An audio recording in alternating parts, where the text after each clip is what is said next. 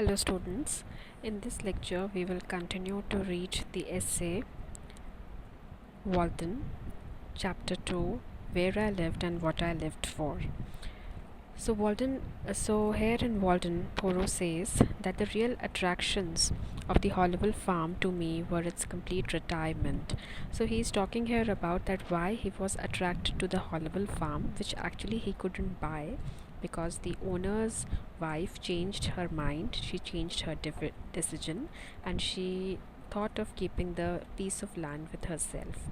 So he tells us about what were the things that attracted him, and he says that one thing which attracted him was the complete retirement, that is, the location, the way it was isolated, or the way it was distanced and separated from the main occupied village. He says, being about 2 miles from the village, half a mile from the nearest neighbor, even the nearest neighbor was half a mile away from him, giving him an opportunity to separate himself from the masses, from the human beings around him, and making him stay more closer to the nature. And separated from the highway by a broad field, it's bounding on the river, which the owner said protected it by its forks from forests in the spring.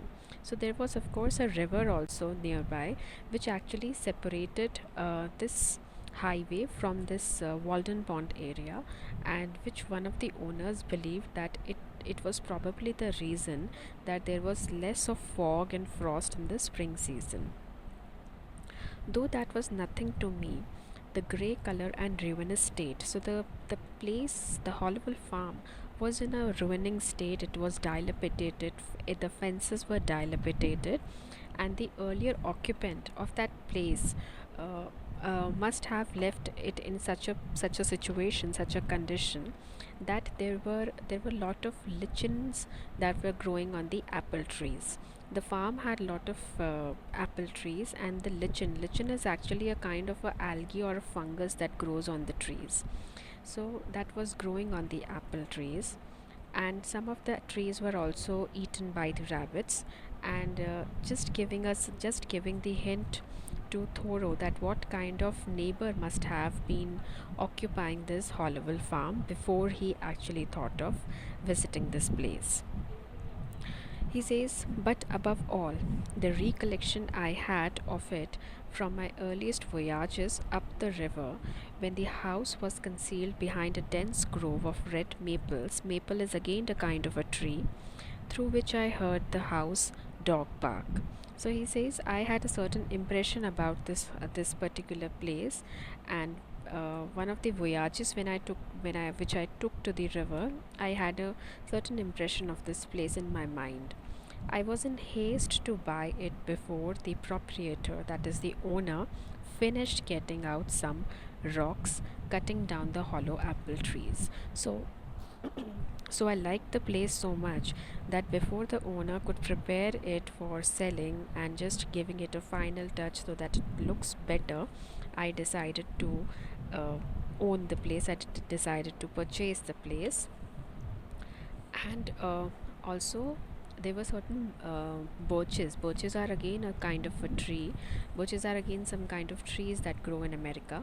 So he says that before I could see some birches, he could take out some birches or take out some weeds that were growing and make it better. I decided to buy this place. He says, I might pay for it and be unmolested in my possession of it, for I knew all the while that it would yield the most abundant crop of the kind I wanted. So somehow Thoreau was very sure about owning the place, and he really liked the place. He thought that I could own it, and I could, take up all the kind of burden that would come with it by just clearing the birches, by seeing the condition of the apple trees growing there. But somehow the deal didn't occurred actually. He says, all that I could say then with respect to farming on a large scale, I have always cultivated a garden. So Thoreau was fond of gardening. Thoreau was fond of growing trees and plants, and he also had certain seeds with him. So he says that seeds also improve with age. This was one of his beliefs. But he says that But I would say to my fellows once and for all, as long as possible, live free and uncommitted. So he talks about how with time certain things they deteriorate and certain things improve.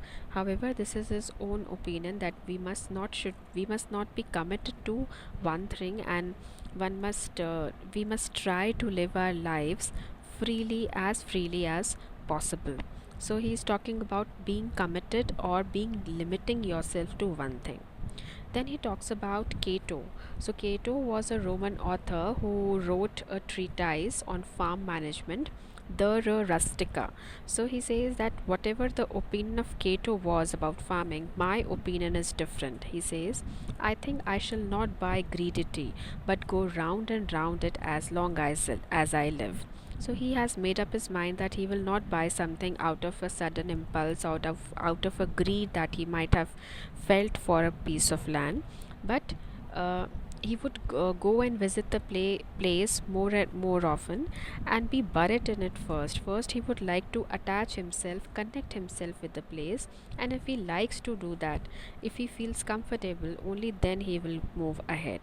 So it may please me the more at last. So if the place seems to be pleasing to him, then he would go and buy the land. So unfortunately, this deal of buying the Hollowell farm didn't occur, and he had to search for a better place. So Thoreau says the present was my next experiment of this kind. So this present refers to the text that I am writing, is also a kind of experiment which I purpose to describe more at length. So my intention is to describe my everyday at length in detail, what I've felt each and every day, staying close to nature in the woods in a cabin that I made for myself, how I survived there for a year. So, for convenience, putting the experience of 2 years into one, as I have said, I do not propose to write an ode to dejection, but to brag as lustily as Chanticleer in the morning. But he is not writing any ode of how a poem on how he dejected society, but he wants to tell about just like a Chanticleer. Chanticleer is a male chicken, that how he survived, how he stayed closer to nature. Then he says, when first I took up my abode in the woods, that is, began to spend my nights as well as days there, which by accident was on Independence Day. So he tells us that the first day when I actually came to Walden Pond was actually the Independence Day of America, that is 4th July in 1845, and my house was not ready. It was not ready to protect me from winter, not even from rains. There was no plastering, there was no chimney, the walls were rough there. It was they were all hit hard by the kind of weather conditions they might have faced there, and the nights were cool because there were weather stained boards there. And he says that upright white hewn studs and freshly planed door and window casings gave it a clear airy look, and especially in the morning when its timbers were saturated with dew.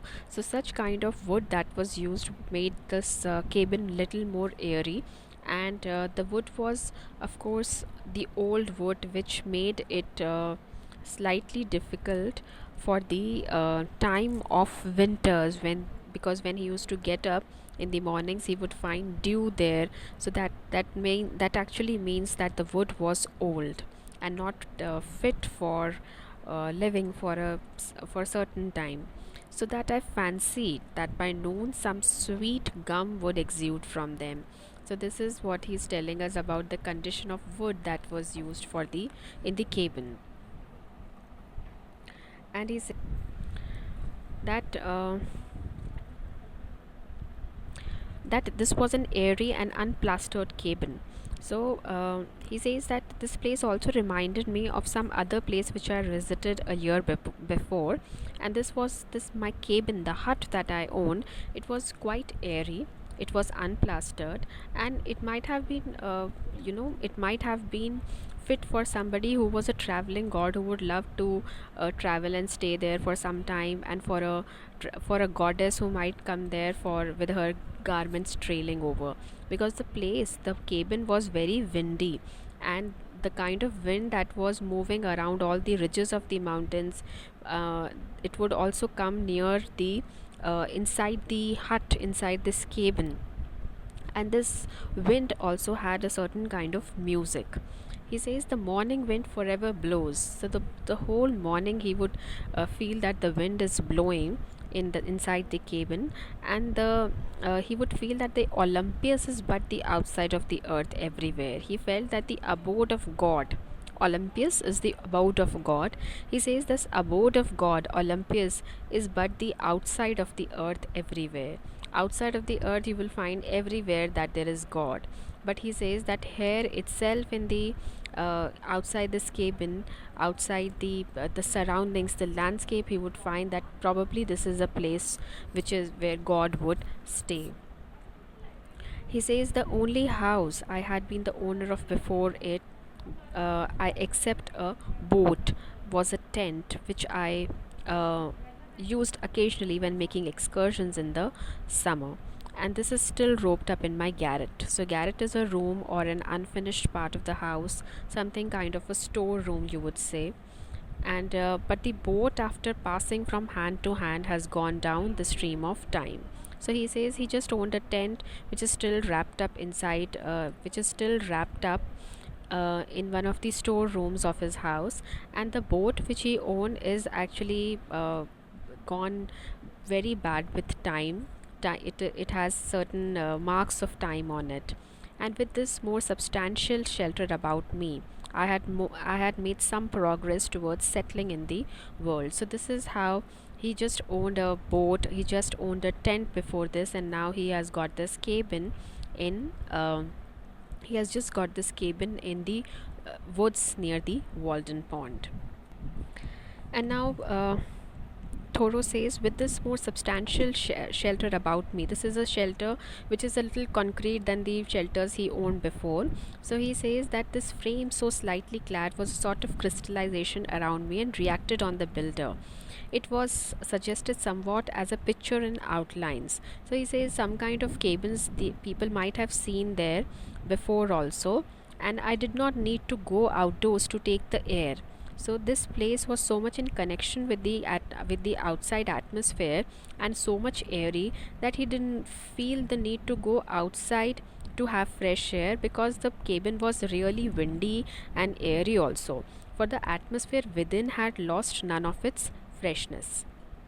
And then he takes up the example of a Sanskrit poet of 15th century, Harivansh. He quotes Harivansh and says, "An abode without birds is like a meat without seasoning." So such was not my abode, but he says that it was my good fortune that my abode was not such, because for I found myself suddenly neighbor to the birds. Because then he realized that not only the woods and trees and the geographical landscape was very beautiful and in complete harmony and companion to the nature, but also there were certain birds which were his neighbors.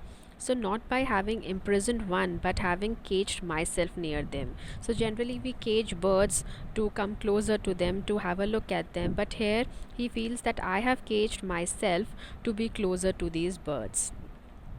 And I was not only nearer to some of those which commonly frequent the garden and the orchard, but to those wilder and more thrilling songsters. So earlier, when I was living in the place which had a huge population in the Concord, there at that time I could see the birds which were regularly visiting the gardens and the orchards. But here my experience was different, because there were certain wild birds also who were very thrilling songsters. Birds who could still sing very well, and their songs thrilled me. But I haven't seen them before when I used to stay in Concord. So these thrilling songsters of the forest, which never or rarely serenade a villager. The wood thrush, for example, the wood thrush is a bird which will not come to populated and densely populated places. The veery, the scarlet tanager, the field sparrow, and the whippoorwill, and many others. So he says that I could see all these birds which I've always heard about, but these birds would never come to places where people live.